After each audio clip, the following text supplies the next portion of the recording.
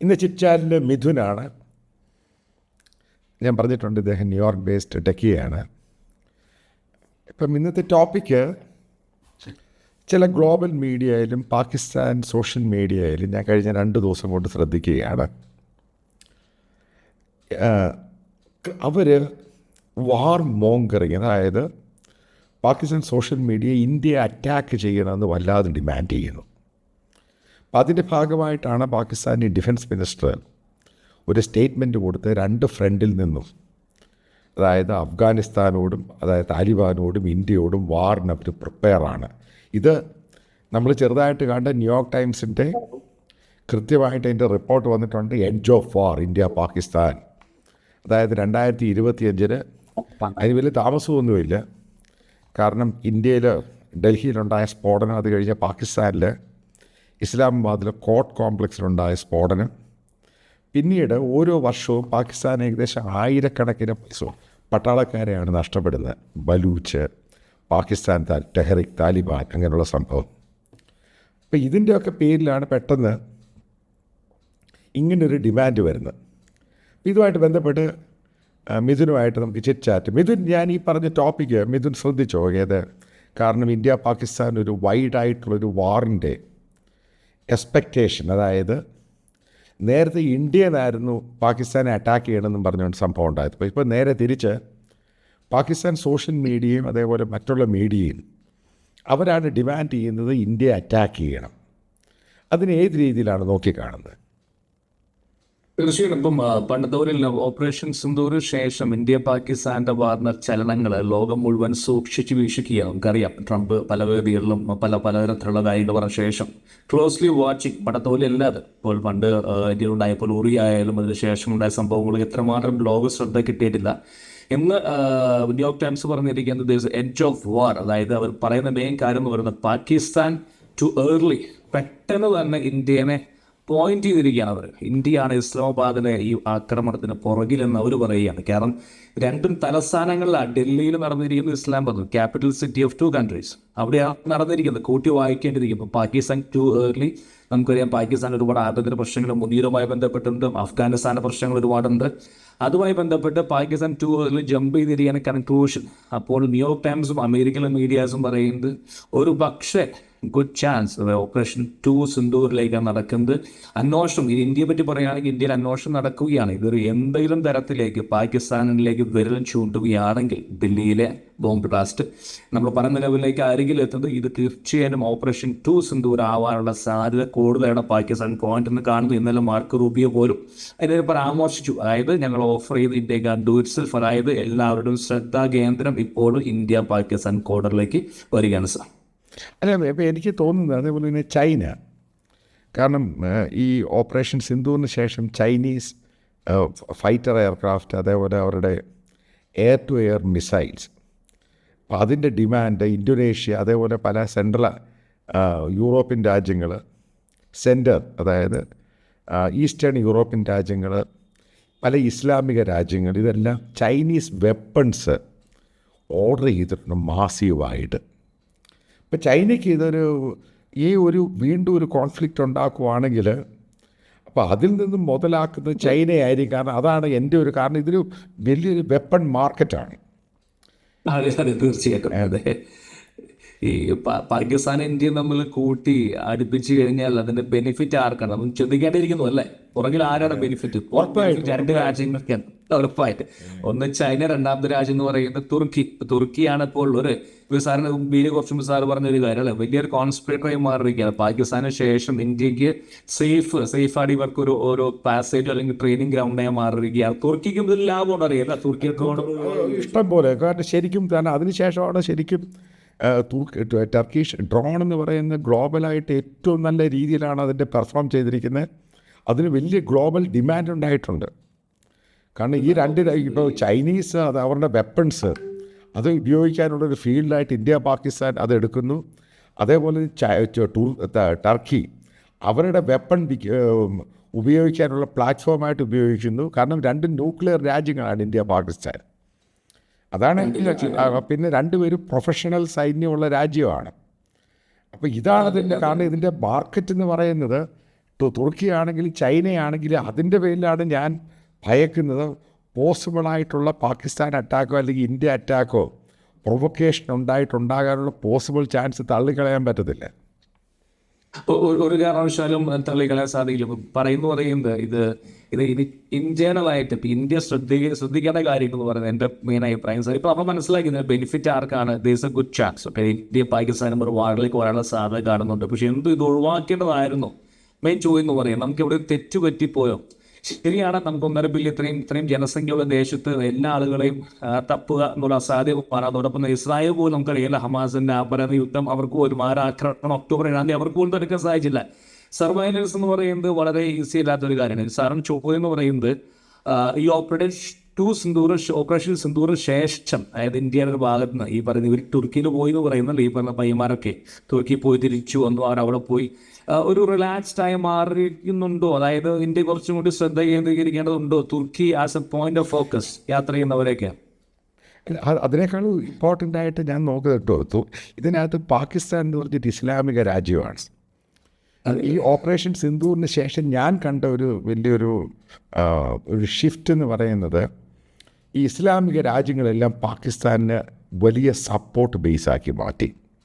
ഒന്നാമത് Pakistan nuclear bomb, അതേപോലെ തന്നെ സൗദി അറേബ്യയും പാകിസ്ഥാനും തമ്മിൽ അന്യോന്യം കരാറിലോട്ട് വരുന്നു. അവർക്ക് ഓയിലിൻ്റെ ഷോർട്ടേജ് ഉണ്ടായിരുന്നു. ഈ അറേബ്യൻ രാജ്യങ്ങളെല്ലാം ഓയിൽ കൊടുക്കാൻ തയ്യാറായി ക്രെഡിറ്റിൽ. ഇത് ചെറിയ കാര്യമൊന്നുമല്ല. അതുമല്ല, അവരുടെ ഫൈനാൻഷ്യൽ പ്രശ്നം ഈ ഓപ്പറേഷൻ സിന്ധുവിന് ശേഷം അതെല്ലാം മാറിക്കിട്ടി. അവർക്ക് ലോണാണെങ്കിലും മറ്റുള്ള കാര്യമാണെങ്കിലും ഈ അറേബ്യൻ രാജ്യങ്ങളാണെങ്കിലും, കാരണം അറബ് രാജ്യങ്ങൾ ഓയിൽ റിച്ചാണ്, ഇവരൊക്കെ സഹായിക്കാൻ തുടങ്ങി. കാരണം അവരുടെ ഒരു ഗാർഡിയനായിട്ട്, ഒരു ഗോഡ് ഫാദറായിട്ടൊരു ഇസ്ലാമിക രാജ്യം മുന്നിൽ വരട്ടെ. അപ്പോൾ ഇതാണ് ഞാൻ ഉദ്ദേശിക്കുന്ന ജിയോ പൊളിറ്റിക്കൽ സ്ട്രാറ്റജിക്കകത്ത് പാകിസ്ഥാന് ഫർദറായിട്ട് ബെനിഫിറ്റ് ഉണ്ടാകും. കാരണം ചൈനയുടെ സപ്പോർട്ട് ഈ ഒരു സന്ദർഭത്തിൽ ഒരു കാരണവശാലും റഷ്യ ഉക്രൈനുമായിട്ട് എൻഗേജ്ഡ് ആണ്. പ്രത്യേകിച്ച് ചൈന പാകിസ്ഥാൻ്റെ കൂടെ നിൽക്കുന്നിടത്തോളം കാലം ഒരു കാരണവശാലും റഷ്യ ഇന്ത്യ സപ്പോർട്ട് ചെയ്യത്തില്ല. കാരണം അത് വളരെ കൃത്യമായി, ഇതിനകത്ത് വലിയ റോക്കറ്റ് സയൻസിൻ്റെ ആവശ്യമൊന്നുമില്ല. പിന്നെ മറ്റൊന്ന്, ഇപ്പോഴത്തെ ഒരു കണ്ടീഷനുണ്ട്, ഇന്ത്യ അമേരിക്ക ബന്ധം പെട്ടെന്ന് വീണ്ടും അത് പാച്ചപ്പ് ചെയ്ത് വരുന്നേ ഉള്ളൂ. അപ്പോൾ ഇതെല്ലാം മാറ്റർ ചെയ്യുന്നുണ്ട്. അപ്പം അതുകൊണ്ടാണ് ഞാൻ പറയുന്നത്, അതായത് പാകിസ്ഥാൻ ഇത് നോക്കി വെച്ചിരിക്കുന്ന സമയത്ത് ഇന്ത്യയുടെ ഇൻഫ്രാസ്ട്രക്ചർ, അതായത് ഇപ്പോൾ റിലയൻസ് പെട്രോ കെമിക്കൽസ്, കാരണം പാകിസ്ഥാൻ്റെ ബോട്ടലിലാണ്, അതേപോലെ തന്നെ റോസ്നെറ്റ്, പഴയ SR പെട്രോ, കാരണം ഇന്ത്യയുടെ ഓയിൽ ഇൻഫ്രാസ്ട്രക്ചർ. ഞാനീ പറയുന്ന മിലിറ്ററി ഇതല്ല, അവിടെ കയറി അറ്റാക്ക് ചെയ്യും. ബേസിക്കലി അത് അഡ്വാൻറ്റേജ് കിട്ടാൻ പോകുന്ന ചൈനയ്ക്കാണ്, എക്കണോമിക് അഡ്വാൻറ്റേജ്. ഡിഫൻസ്. പിന്നെ വേറൊരു സംശയം സാർ ചോദിക്കാനുള്ളത്, അതായത് പാറ്റേൺ എന്ന് പറയുന്നത് ഇപ്പം പുൽവാമയും അതോടൊപ്പം തന്നെ ഉറി ആയാലും പെഹൽഗാം ഉണ്ടായപ്പോഴും പാകിസ്ഥാൻ ഒരു അറ്റാക്ക് ഉണ്ടായിട്ടില്ല, പാകിസ്ഥാനിലൊന്നും സംഭവിച്ചിട്ടില്ല. അപ്പം അതുകൊണ്ട് നമുക്ക് ക്ലിയർലി പോയിന്റ് അവർ ചൂണ്ടാൻ വരുന്നത്. ഇപ്പോൾ കറക്റ്റ് ഡൽഹിയിലെ ബ്ലാസ്റ്റ് ഉണ്ടായി, തൊട്ടടുത്ത നിമിഷം തന്നെ ഇസ്ലാമാബാദിൽ ബ്ലാസ്റ്റ് ഉണ്ടാകുന്നു. പാകിസ്ഥാൻ ഇപ്പോൾ പെട്ടെന്നൊരു ഒരു പിടിവള്ളി കിട്ടിയിരിക്കുകയാണ് ഇന്ത്യയുടെ പോയിന്റ്. ഇതൊരു ഷിഫ്റ്റ് ആണോ? അതായത് ഇന്ത്യനെ നേരത്തെ പ്രതിരോധത്തിലാക്കുക എന്നുള്ളൊരു ഒരു മൂവ്മെന്റ് ആണ്. കാരണം അതിൻ്റെ അകത്ത് ഞാൻ കാണുന്ന മറ്റൊരു സ്ട്രാറ്റജിക് ആയിട്ടുള്ള സംഭവം, അതായത് ഇന്ത്യയിലെ ഒപ്പീനിയൻ, പ്രത്യേകിച്ച് സോഷ്യൽ മീഡിയയും ഈ ഡൽഹി അറ്റാക്കിന് ശേഷം ഒരാൾ പോലും പറയുന്നില്ല പാകിസ്ഥാനെ അറ്റാക്ക് ചെയ്യാൻ. ഇല്ല. ആ ഒരു ഷിഫ്റ്റാണ്. പുൽവാമയ്ക്ക് ശേഷവും ബാലാക്കോട്ടിന് ശേഷമൊക്കെ ഇന്ത്യൻ സോഷ്യൽ ഇന്ത്യൻ മീഡിയയും പൊളിറ്റിക്കൽ ലീഡേഴ്സും അതേപോലെ ഒപ്പോസിഷൻ എല്ലാം പറഞ്ഞ് പാകിസ്ഥാനെ അറ്റാക്ക് ചെയ്യാൻ. ഇപ്പോൾ കണ്ടോ, ഒരാൾ പോലും പറയുന്നില്ല. ഇപ്പോൾ നേരെ തിരിച്ച് പാകിസ്ഥാനിലാണ് പറയുന്നത് ഇന്ത്യ അറ്റാക്ക് ചെയ്യാൻ. ഇത് ഭയങ്കര ഡേഞ്ചറാണ് സംഭവം. ഒരു എഡ്ജ് വന്നിട്ടുണ്ടോ ഈ ഓപ്പറേഷൻ സിന്ധുവിന് ശേഷം? ഒരു പാകിസ്ഥാനിലേക്ക് ഒരു ഷിഫ്റ്റ് ഉണ്ടോ? ലോക ചായവോ അല്ലെങ്കിൽ ഒരു തരത്തിലുള്ള സെന്റിമെന്റ്സ് പാകിസ്ഥാന് പോകുന്നുണ്ടോ? സോഷ്യൽ മീഡിയയിൽ അവർക്കൊരു ഇൻഫ്ലുവൻസ് കൂടുന്നുണ്ടോ? അതെ ഉണ്ടാകുന്നുണ്ട്, കറക്റ്റായിട്ട് ഉണ്ടാകുന്നുണ്ട്. പ്രത്യേകിച്ച് മുസ്ലിം വേൾഡിൽ പാകിസ്ഥാൻ അനുകൂലമായിട്ട് ഒരു ഇസ്ലാമിക് ന്യൂക്ലിയർ വെപ്പൺ ഉള്ള സ്റ്റേറ്റാണ്. അസിം മുനീർ വന്നിരുന്ന് ഇങ്ങനെ ഖുറാൻ വായിക്കുന്ന രീതി നവാസ് ഇങ്ങനെ എടുക്കുന്നു. ഇതൊക്കെ ബേസിക്കലി ഇപ്പോൾ ഒരു ബെഞ്ചമിൻ നെതന്യാഹുവും ട്രംപും ബൈബിൾ ഉയർത്തിപ്പിടിച്ച് പ്രാർത്ഥിക്കുകയും ക്രിസ്ത്യാനികളും ഒരുമിക്കുന്ന പോലെ നേരെ തിരിച്ചിപ്പുറത്തും ഉണ്ടാവുന്നുണ്ട്.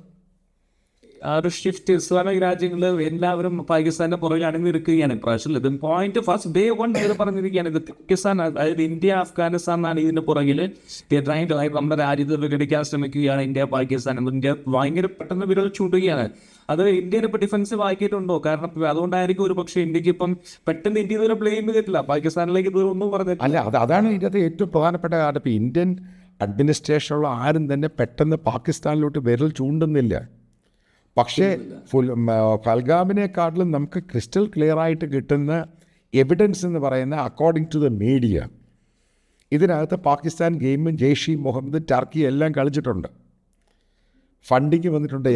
ഏകദേശം 7-7.5 കോടിയാണ് മെഡിക്കൽ കോളേജിലോട്ട് വന്നിരിക്കുന്നത്. ഇതൊക്കെ വന്നേക്കുന്ന പല രീതിയിൽ. അപ്പം ഇതിനകത്ത് കൃത്യമായിട്ട് ഫൽഗാമിനകത്ത് നമുക്ക് കൃത്യമായിട്ട് കണക്ക് വെച്ച് പറയാൻ പറ്റത്തില്ല ഇത് പാകിസ്ഥാനാണ് പുറകിലെന്ന്. ചിലപ്പോൾ ക്രോസ് ബോർഡർ ചെയ്ത് വന്നതായിരിക്കും, ട്രെയിൻഡ് ആയിരിക്കും. പക്ഷേ ഇതിനകത്ത് കൃത്യമായിട്ട് ഇവരവിടെ ട്രാവൽ ചെയ്തിട്ടുണ്ട്, അവർ പോയിട്ടുണ്ട്, ഡീറ്റെയിൽസ് ഉണ്ട്, അവരുടെ പാസ്പോർട്ട് ഡീറ്റെയിൽസ് ഉണ്ട്, അവരുടെ ട്രാവൽ ഐറ്റിനറി ഉണ്ട്, ഇവർക്ക് ടർക്കിയുമായിട്ടുള്ള ബന്ധമുണ്ട്. ഇതെല്ലാം ഈ സിമെൻറ്റഡ് എവിഡൻസാണ്. അപ്പം അത് എന്നിട്ട് ഇത്രയും ഉണ്ടായിട്ട് പോലും ഇന്ത്യൻ അഡ്മിനിസ്ട്രേഷനിലോ പ്രതിപക്ഷമോ ഇവിടുത്തെ പ്രത്യേകിച്ച് BJPയുടെയും RSSൻ്റെ സോഷ്യൽ മീഡിയ പാകിസ്ഥാനെ അറ്റാക്ക് ചെയ്യണമെന്ന് പറയുന്നില്ല. അപ്പം അതാണ് എൻ്റെ ചോദ്യം. അതെന്താ പെട്ടെന്ന് ഒരു മാറ്റം ഉണ്ടായത്? സാറേ, എനിക്ക് തോന്നുന്നത് ഇത് വെൽ പ്ലാൻഡ് വെച്ചാലും ഇത് ഇന്ത്യക്ക് അകത്തുന്ന റിസോഴ്സുകൾ ഉപയോഗിച്ചും ഇന്ത്യ ആക്രമിക്കാൻ ഇപ്പൊ അമേരിക്കയിലായപ്പോൾ സാറ് കാണുന്നതാണ്. അമേരിക്ക ലോൺ വോൾഫ് അറ്റാക്കുകൾ, ഒറ്റയ്ക്ക് വരുന്ന അറ്റാക്കുകൾ വണ്ടിയിടിച്ച് കയറ്റിയാണ് അമേരിക്ക ഇപ്പോൾ ഷിഫ്റ്റ് ഒരു ഗ്ലോബൽ പാറ്റേൺ ചേഞ്ച് ആവുന്നുണ്ട്. ഇപ്പോൾ യൂറോപ്പിൽ പോലും നോക്കിക്കഴിഞ്ഞാൽ യൂറോപ്പിൽ ജനിച്ചു വളർന്ന ആളുകളാണ് ഇതെല്ലാം ക്യാരി ഔട്ട് ചെയ്യുന്നത്. ഇപ്പം ഈ കഴിഞ്ഞ ജൂത സിനഗോഗിലെ കത്തി കൊണ്ട് 2 പേരെ കുത്തിക്കൊന്ന വ്യക്തി അവിടെ ജനിച്ചൊരു വ്യക്തിയാണ്. മൈഗ്രേഡ് ലൈഫ് പാറ്റേൺ ഷിഫ്റ്റ് ആയിക്കൊണ്ടിരിക്കുകയാണ്. പണ്ട് ബോട്ടിൽ നിന്ന് കടന്നു പോകുന്നു അല്ലെങ്കിൽ അതിർത്തി കടന്നു വരുന്ന ആ ഒരു ഷിഫ്റ്റിംഗ് അവസാനിച്ചിരിക്കുകയാണ്.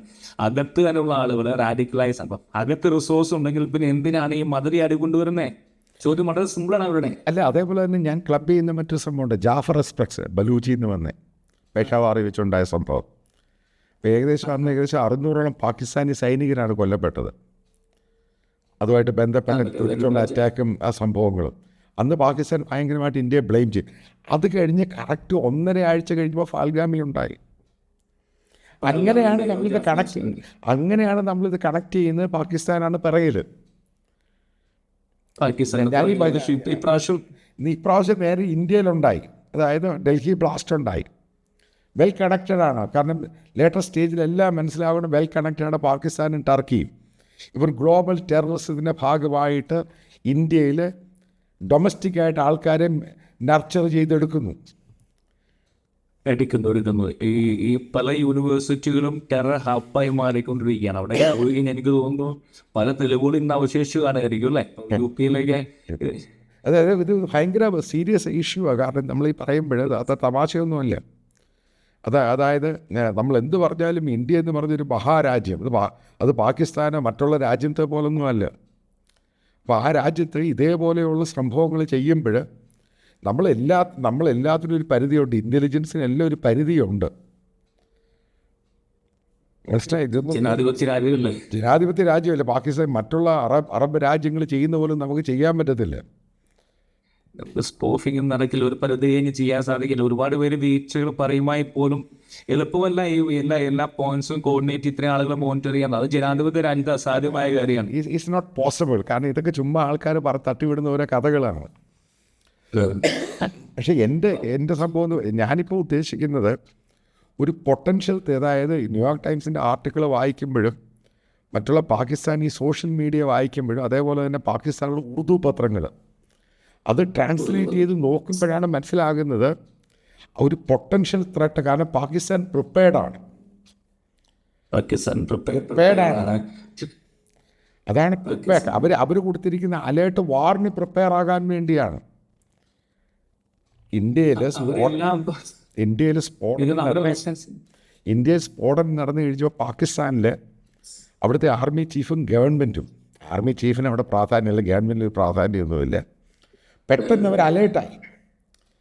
അപ്പോൾ അലേർട്ടായി നമ്മൾ പിന്നെ അടുത്ത് നോക്കുമ്പോൾ ഈ ഗുജറാത്തിൽ ആ ചതുപ്പ് പ്രദേശം അവർ ഒരു ചതുപ്പ്, അതായത് ഒരു ഏരിയ ഉണ്ട് മറ്റേ, അപ്പം ആ ഭാഗം കച്ച ആ ഭാഗം ആ ഏരിയയിൽ ഇപ്പം ഇന്ത്യയുടെ ഷിപ്പിംഗ് റൂട്ടാണ് ബേസിക്കലി, ഗ്ലോബലായിട്ട് കണക്റ്റ് റൂട്ടാണ്. അപ്പോൾ അവിടെ അവർ വലിയ സൈനിക വിന്യാസം തുടങ്ങുന്നു, അവിടെ പോർട്ട് പണിയാൻ പോകുന്നു. പെട്ടെന്ന് അസിം മുനീർ അമേരിക്കയും ട്രംപിൻ്റെ ഏറ്റവും അടുത്ത ആളാകുന്നു. ഇതൊക്കെ മാറ്റർ ചെയ്യുന്നുണ്ട്. ഈ അസിം മുനീർ എന്ന് പറഞ്ഞയാളെ ഈ അമേരിക്കൻ പ്രസിഡൻ്റ് കൊണ്ട് അവിടെ ഇരുത്തി, അതിന് ശേഷം അയാൾ ഈ ഗ്ലോബലായിട്ടുള്ള മീറ്റിങ്ങിലും അതിനും ചൈനയുടെയും അടുത്ത ഒരു കാര്യം ഞാൻ പറയാം, ലോകത്ത് ഒരു രാജ്യം, ഒരു ആർമി ചീഫും അമേരിക്കയുടെയും ചൈനയുടെയും റൈറ്റ് ഹാൻഡ് ആയിട്ടില്ല ചരിത്രത്തിൽ. അത് മാത്രമല്ല സൗദിയുടെ കൂടെ പോയിരിക്കുന്നു. അതെ, സൗദിയുടെ കൂടെ, ചൈനയുടെ കൂടെ, അമേരിക്കയുടെ കൂടെ, അമേരിക്കയിലൂടെ, അതേപോലെ നാറ്റോ രാജ്യങ്ങളുമായിട്ട് ബന്ധം. ഇതാണ് ഓപ്പറേഷൻ സിന്ദൂർ ഞാൻ കാണുന്നത്. കാരണം അതിന് ശേഷം, അത് ഓപ്പറേഷൻ സിന്ദൂറിന് മുമ്പും ശേഷവും ഈ പാകിസ്ഥാനിൽ കിട്ടിയിരിക്കുന്നൊരു അപ്പർ ഹാൻഡ് ഉണ്ട്. കാരണം ഒരൊറ്റ ഇവരുടെ ഈ ഇന്ത്യയിലല്ല, ലോകത്ത് മുഴുവന് ടെറർ ഒറിജിനേറ്റ് ചെയ്യുന്ന രാജ്യമാണ് പാകിസ്ഥാൻ. അത് കഴിഞ്ഞിട്ട് ഈ പറയുന്ന കൗണ്ടർ ടെററിസവുമായി ബന്ധപ്പെട്ട് UN കോച്ചെയർ ചെയ്യുന്നു. കൗണ്ടർ ടെററിസം കോച്ചെയർ ആലോചിച്ച ഇതും നമ്മൾ തള്ളി. കാരണം ഇതെങ്ങനെ ഇത് ചെറുതാണെന്ന് പറയാൻ പറ്റുന്നത്? ഇന്ത്യയിലെ ചില പൊളിറ്റിക്കൽ എക്സ്പേർട്ട് ഇത് വലിയ കാര്യമൊന്നുമല്ല, എങ്ങനെ പറയാൻ പറ്റുന്നത്? യുണൈറ്റഡ് നേഷൻസ് ഷിഫ്റ്റാണ് ആ സംഭവം. ആ ഷിഫ്റ്റിൻ്റെ ഭാഗമായിട്ട് അവരെ അങ്ങ് വെള്ളം പൂശി കൊണ്ടു കിടക്കാൻ ശ്രമിക്കുകയാണ്. ഗ്ലോബലായിട്ട് ഇപ്പോൾ ഏത് ടെററിസം എവിടെ സ്ഫോടനം ഉണ്ടായാലും അതിൻ്റെ ഒരു റൂട്ട് പാകിസ്ഥാനാണ്, ഒറിജിനേഷൻ. പക്ഷേ അവർക്ക് സപ്പോർട്ടുണ്ട്. കാരണം ഈ പറഞ്ഞ പോലെ ഇസ്രായേലിയോ Saudi support, American support, China support, ഒരു കാര്യം നമ്മൾ മനസ്സിലാക്കുന്ന, പാകിസ്ഥാൻ എന്ന രാജ്യത്തെ ഇല്ലാതാക്കുന്ന സാധ്യത അവരുടെ ഉണ്ടായിരിക്കും. ആ ത്രെറ്റ് എപ്പോഴും ഉണ്ടാവും. കാരണം ഇവരെയും കൊണ്ട് പലർക്കും ആവശ്യമുണ്ട്. അമേരിക്ക ആവശ്യമുണ്ട്, ചൈനയ്ക്ക് ആവശ്യമുണ്ട്. സാറിൻ്റെ അഭിപ്രായം എന്താ? 100% ഞാൻ പറഞ്ഞുതരാം. ഇപ്പോൾ അമേരിക്കൻ പ്രസിഡന്റ് പാകിസ്ഥാൻ ഈ ആർമി ചീഫിനെ വിളിച്ചിട്ടില്ലേ മറ്റേ ഗാസയിലോട്ട് പോകണം, ഞങ്ങൾ ചെലവ് എന്ന് വെച്ചാൽ അയാൾ മനസ്സിലാക്കുക. ഇപ്പം ഇന്ത്യയിലെ പല ഡിപ്ലോമാറ്റ്സും ഇവിടുത്തെ എക്സ്പേർട്ടുകളും പറയുന്ന പോലെ അല്ല. അമേരിക്ക അവരുടെ ആവശ്യത്തിന് വേണ്ടി അവർ ആരുടെയും കൂടെ നിൽക്കും. അതാണ് ആ രാജ്യം. എന്ന് മുതൽ ഈ രാജ്യം മെയിൻ സ്ട്രീമിലോട്ട് അന്ന് മുതൽ ലോകത്തോട് ചെയ്ത് സംഭവം അവരുടെ കാര്യം നടക്കണം. അതിനിപ്പോൾ സിറിയയിലെ പഴയ ISISൻ്റെ 10 മില്യൺ വിലയുണ്ടായിരുന്ന അൽ സഹാറ, അത് ആലോചിച്ച് നോക്കി. വൈറ്റ് ഹൗസിൽ വന്നു കൊടുക്കുന്നു, ഉപ്പ് കൊടുക്കുന്നു, പെർഫ്യൂം അടിക്കുന്നു. ആലോചിച്ച് നോക്കി. അപ്പം അമേരിക്ക അതിനെപ്പറ്റി സഹായം പറയുന്നത് വെച്ചാൽ അമേരിക്കയുടെ റൂൾ എന്ന് പറയുന്നത് ഡൊമിനൻസ് ആണ്. ലോകം ഡൊമിനേറ്റ് ചെയ്യുക, ലോകം ഡൊമിനേറ്റ് ചെയ്യുക, അവരെന്തും ചെയ്യും. കാരണം ബേസിക്കലി ഇപ്പോൾ പഴയ പോലെ ആയിരിക്കുന്നില്ല. ഇപ്രാവശ്യം ഇന്ത്യ പാകിസ്ഥാൻ വാർ ഉണ്ടാവുകയാണെങ്കിൽ നേരത്തെ അമേരിക്ക പറഞ്ഞ് നിർത്തി. ഇപ്രാവശ്യം അങ്ങനെയൊന്നും ഉണ്ടാവത്തില്ല. കാരണം അതിനകത്ത് മോദിക്കും അബദ്ധം പറ്റി. കാരണം എടുത്തുചാട്ടം അതിൻ്റെ അകത്ത് പലയിടത്തും ഉണ്ടായി. പക്ഷേ ഒരു ലോങ് ഫൈറ്റ് എന്ന് പറഞ്ഞ് ഇന്ത്യ പാകിസ്ഥാൻ, ഇതിനകത്ത് ഏറ്റവും കൂടുതൽ നഷ്ടം കിട്ടുന്ന ഇന്ത്യക്കായിരിക്കും. പാകിസ്ഥാൻ എന്ത് നഷ്ടമാണ്? അതെ, ആ ഓപ്പറേഷൻ സിന്ധുവിൻ്റെ ശേഷമാണ് അവർക്ക് റിലീഫ് കിട്ടിയേക്കുന്നത്. കുറച്ച് എണ്ണയും ക്രൂഡും കിട്ടി, സാമ്പത്തിക പ്രശ്നങ്ങൾ കുറച്ച് മാറുന്നു. IMFൻ്റെ ലോണ്, വേൾഡ് ബാങ്കിൻ്റെ ലോണ്, സൗദി പണം കൊടുക്കുന്നു. അത് ഖത്തർ, UAE, മറ്റുള്ള രാജ്യങ്ങളെല്ലാം പണം കൊടുക്കുന്നു. ഇവരൊക്കെ അതെ. കാരണം ബേസിക്കലി ഷിയ സുന്നി ഇഷ്യൂവിൻ്റെ അകത്ത് ഇത് സുന്നി രാജ്യമാണ്. ഇതിനകത്ത് സുന്നി രാജ്യത്ത് അവർ ന്യൂക്ലിയർ വെപ്പൺസ് ഉള്ള രാജ്യം, ഒരേ ഒരു രാജ്യം. അപ്പോൾ ഇങ്ങനെ പല വെർട്ടിക്കൽസും പല പോയിന്റുകളുണ്ട്. ഇപ്പോൾ ഇതിനകത്ത് ഇപ്പം നമ്മൾ കൺക്ലൂഡ് ചെയ്തൊരു പാർട്ടെന്ന് പറയുന്നത്, എനിക്ക് തോന്നുന്നത് ഇത് ചൈനയുണ്ട്, കുറച്ച് അമേരിക്കൻ പിന്തുണയുണ്ട്, അതേപോലെ തന്നെ ബംഗ്ലാദേശിൽ ഞാൻ അറിയാൻ സാധിച്ച അൺകൺഫേംഡ് റിപ്പോർട്ടാണ്, പാകിസ്ഥാൻ്റെ 2 സ്ക്വാഡ്രൺ J-70 അവർക്ക് ബേസ് കൊടുത്തിട്ടുണ്ടെന്നാണ് അറിയുന്നത് ഈ പറയുന്ന ബംഗ്ലാദേശിൽ. ഗ്രേറ്റർ ബംഗ്ലാദേശ് എന്ന് പറഞ്ഞാൽ സാറിന് മനസ്സിലായില്ല. അവർ പറഞ്ഞില്ലേ ഗ്രേറ്റർ ബംഗ്ലാദേശ് ആരംഭിച്ചു കഴിഞ്ഞിരിക്കുകയാണ്. ബംഗാൾ ഏറ്റെടുക്കുക, ജാർഖണ്ഡ്, ബീഹാർ, ഒരു ഭാഗം നോർത്ത് ഈസ്റ്റ് സ്റ്റേറ്റുകൾ ആരംഭിച്ചിരിക്കുകയാണ്. അവർ അയക്കിനടന്നവർ വെടികൊണ്ടോ തോക്കൊണ്ടല്ല, പല അതിർത്തി കടന്ന ആളുകളെ കൊണ്ടുവന്ന് അവിടെ താമസമാക്കി. അല്ല, അതായത് ഞാൻ പറഞ്ഞ കൺക്ലൂഡ് ചെയ്യുന്ന പാർട്ട് വരാനുള്ള ദിവസം വലിയ ക്രൂഷ്യലായിരിക്കും ഇന്ത്യക്ക്. കാരണം ഇത് പഴയ പോലെ തമാശയൊന്നും അല്ലേ സംഭവം. കാരണം പറയുന്ന വെച്ചാൽ അതായത് ഇത് പലതും മുൻകൂട്ടി കണ്ടിട്ടാണ് ഇന്ത്യയിലെ സോഷ്യൽ മീഡിയ ആണെങ്കിലും ഈ ഡൽഹി ബ്ലാസ്റ്റിന് ശേഷം പാകിസ്ഥാനെ വിരൽ ചൂണ്ടുന്നില്ല. നേരെ തിരിച്ച് പാകിസ്ഥാനിൽ ഇന്ത്യ അറ്റാക്ക് ചെയ്യണമെന്ന സംഭവം. ഒരു കാരണവശാലും ഇന്ത്യയും പാകിസ്ഥാനും കൺവെൻഷണൽ വാറെന്ന് ഇന്ത്യ ജയിക്കും. പക്ഷേ ഏറ്റവും കൂടുതൽ ഡീപ്പായിട്ട് ബാധിക്കുന്ന ഇന്ത്യ. അവനെ എന്ത് ബാധിക്കാനാ? ആസിഫ് മുനീർ പറഞ്ഞ പോലെ ഒരു കോട്ടുണ്ട്, മറ്റേ ഫ്ലോറിഡയിൽ മറ്റേ സെൻട്രൽ കമാൻഡ് മൈക്കൽ കുരിയിലാച്ച് അയാളുടെ റിട്ടയർമെൻറ്റിൽ പറഞ്ഞ പോലെ ഏറ്റവും കൂടിയ ബ്ലൂ കളർ പുതിയ BMW കാറും ഒരു മോശമായ ട്രക്കും കൊണ്ടിടിച്ച ആർക്കാ നഷ്ടമുണ്ടാകുന്നത്? സത്യം. അന്ന് റിലയൻസ് പെട്രോകെമിക്കൽസിൻ്റെ കാര്യം അയാൾ പറഞ്ഞിരുന്നു. ഇതൊന്നും നമ്മൾ മറക്കരുത്. അതുപോലെ അതിനെല്ലാം കോട്ട് ചെയ്തുള്ള ആർട്ടിക്കിൾ വായിക്കുമ്പോഴാണ് നമ്മൾ സീരിയസ് ആയിട്ട് എടുക്കേണ്ടത്. ഇത് നമ്മൾ ഉദ്ദേശിക്കുന്ന തലത്തിലല്ല ഇപ്പോഴ്. പൊട്ടൻഷ്യലി ഒരു ത്രെറ്റ് തന്നെയാണ് അത് ഏത് സമയവും. അപ്പം അതാണ് അതോടൊപ്പം തന്നെ എനിക്ക് പറയാനുള്ള അകത്തുള്ള ശത്രുക്കളെ കണ്ടെത്തുക, പരമാവധി മിറ്റിഗേറ്റ് ചെയ്യുക. അകത്താണ്, ഉള്ളിലാണ് ആളുകൾ. അതാണ് അതിൻ്റെ അകത്ത്. Anyway, thank you very much. Thank you sir. Thank you.